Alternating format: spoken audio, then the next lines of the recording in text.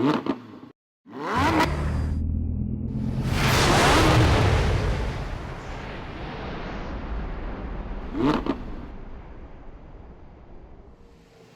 guys, welcome to Apex Reviews.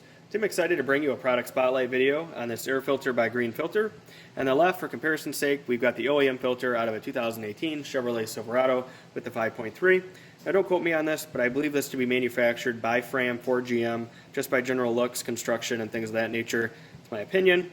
And on the right, we've got the Green Filter, which for full disclosure was provided to me by the company, just for comparison's sake. But I will leave this unbiased just so you guys are making a good purchase decision as you go about a buying process. And I don't have it with me, but I will be comparing this to a competitor in the market such as K&N, just because I feel like that's a name that really comes to mind when a lot of people are looking at these aftermarket filters.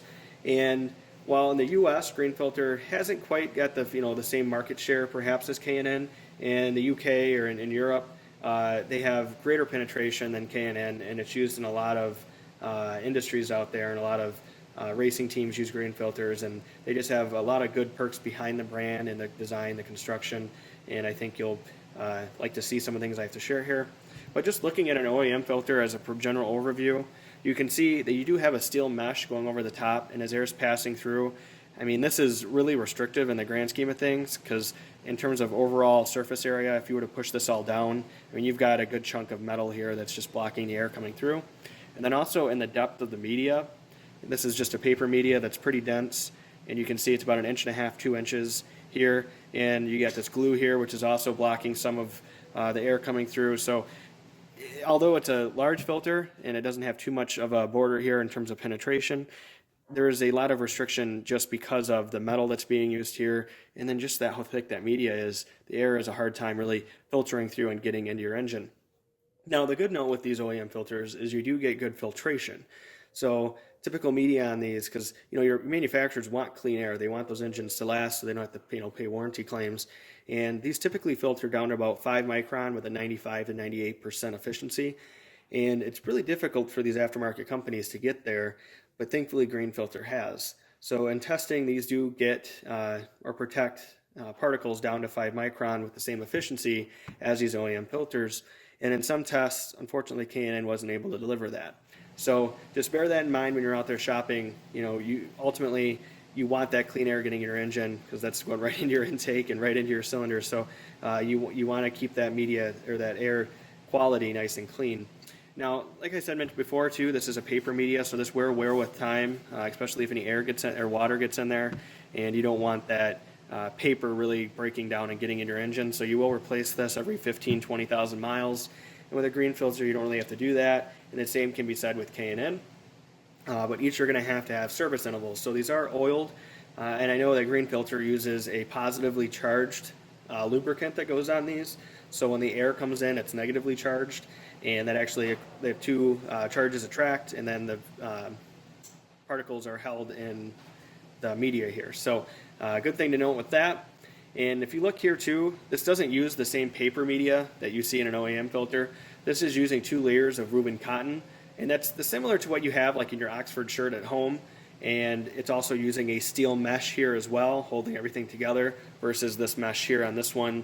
Because if I were to pull on this on the other side, this isn't connected.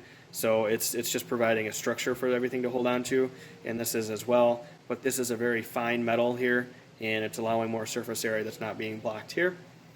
And if you compare that to K&N, K&N uses a cotton gauze, and this uses that 2 layers of woven cotton. So if you look at light coming through, you had a pretty good exposure here, good amount. I don't know if that's going to come through on the camera, but you can see perhaps some of that woven material there, kind of compared to your shirt at home. And if you look at an OEM filter, you can see a lot of that light is really being restricted here and not getting through. So big difference there. And then if you compare this to a K&N filter, which I'll go ahead and drop on the screen on this side, you'll see that the actual amount of molding that comes through on this side here is very low. So when they're doing the injection mold on this, there's very small amount that actually gets in to the filter media. So when you look at a K&N, if they're coming out to here, I mean, as a whole, you're probably losing, 5 5-10% of your surface area just to the manufacturing process.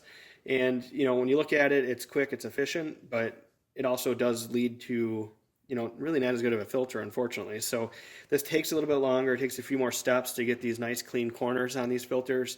But ultimately, you want a good filter with good surface area to get as much air as you can, to your engine. So overall, the design here looks very nice. I like what I see. They do have a plastic tray that this holds into, so this isn't going to break down like the edges of this will necessarily. So you've got a nice tray that slots in, steel mesh, cotton, passing through the other side, same cotton with a nice plastic tray on the outside. So, it's pretty simple in terms of design goes, but ultimately it's serving that function that we're all looking for. So we're going to go ahead and get this installed in the pickup, and we're going to drive it for about a week, and I will provide my insight as far as what he saw in terms of fuel economy, power changes, any acoustic changes such as that, and provide them back to you, and just kind of give that general take on it. So stay tuned for that here in the video. And if you look on the outside here, it's amazing the difference in depth between these two filters. It's just, half the depth. So I think the truck's going to breathe definitely a lot better than it did before with this new air filter, and I think we'll see some gains there. Typically in the aftermarket filters, they say that you're going to gain anywhere from 5 to 10 horsepower, depending on how your engine reacts to it, if it, timing adjusts, anything such as that. But I don't know that we're necessarily going to see that right away. I guess we'll see. I'm kind of impartial on that, and if I believe it or not, but you never know. It could just be a seat of the pants kind of a thing, and maybe a placebo effect. But I think as your vehicle is making more power, obviously it needs to breathe. So after seeing this, I think there's a good way of saying that, yeah, there is a restriction here in the media with how thick these really are and really holding back your vehicle. So stay tuned, guys. We'll see how that goes, and I'll let you know how exactly this filter performed in real life testing. All right, folks, now on to impressions of this green filter. So as I mentioned before, this was installed in an 18 Silverado with the 5.3.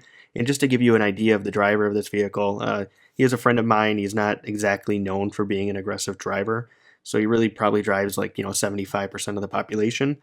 So he was more or less looking at fuel economy on his way back and forth to work, any induction sound or performance changes while getting on an on-ramp and things of that sort. So we had it in the truck for about 3 weeks. He drove the exact same loops back and forth to work, same ramps, same trips, same everything, like that. So he said that going to work, his mileage went up by about 1 mile per gallon, driving exactly the same. He did not notice any change in the sound of the truck in normal, driving 55, 60 miles an hour. But when getting on an on-ramp, he definitely did notice a little bit more of an induction sound coming from the engine. And that was really it. Everything else beyond that, the truck feels exactly the same. Obviously, he has to service the air filter less often. But beyond that, a slight increase in induction and a little bit better fuel economy. If you paired this intake with, or this filter, I guess I should say, this isn't a true cold air intake, but if you paired this filter with a tune and things like that, I think you might, see better gains. But largely, it's really that fuel economy and that slight change in induction. And then just knowing that your vehicle's breathing a little bit better. So if you guys have any questions, feel free to leave them in the comment section below, and I'll be happy to answer them for you. And until then, take care and make it a great day.